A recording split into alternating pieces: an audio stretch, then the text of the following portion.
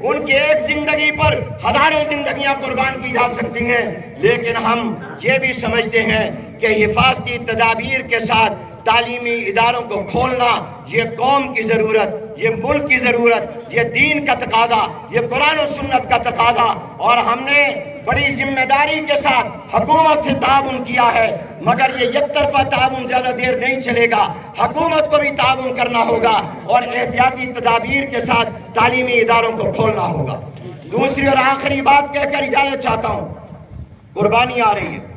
عید الاضحیٰ آ رہی ہے، اور ابھی سے سیکولر لادین طبقے یہ فدا بنا رہے ہیں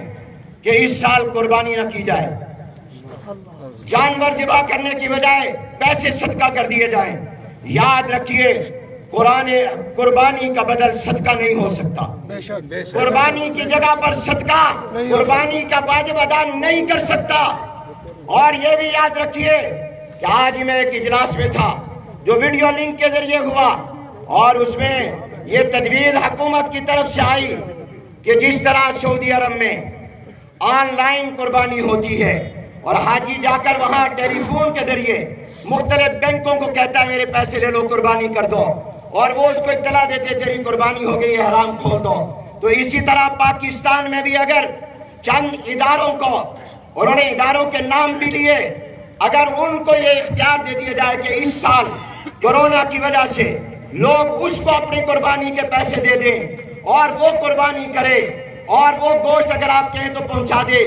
کھانے بھی وہ جمع کرے تو وہ پہنچا دے، اور آن لائن قربانی کا نظم ہو، میں نے اسی اجتماع میں اس تجویز کو مسترد کر دیا۔ میں نے کہا یہ ہمیں قبول نہیں ہے، ہم ان اداروں پر اعتماد نہیں کر سکتے جن کو زکوٰۃ کے احکام کا پتہ نہیں، ہم ان اداروں پر اعتماد نہیں کر سکتے جن کو زکوٰۃ کے مسائل کا پتہ نہیں، ہم ان پر اعتماد نہیں کر سکتے جن کو قربانی کے مسائل کا پتہ نہیں، ہم ان پر اعتماد نہیں کر سکتے جن کو قربانی کے احکام کا پتہ نہیں ہے، ہم ان کے حوالے مسلمانوں کی قربانی نہیں کریں گے اور ان کی قربانی کو ضائع نہیں ہونے دیں گے۔ انہوں نے کہا شہروں سے باہر میدانوں میں لوگ وہاں قربانی کر لیں، شہروں کے اندر نہ ہو، گھروں کے اندر نہ ہو۔ میں نے کہا آپ کہتے ہیں کرونا سے بچنے کا سب سے بہترین تدبیر بھیڑ نہ ہو، ہجوم نہ ہو۔ جب آپ گھروں اور شہروں سے نکال کر باہر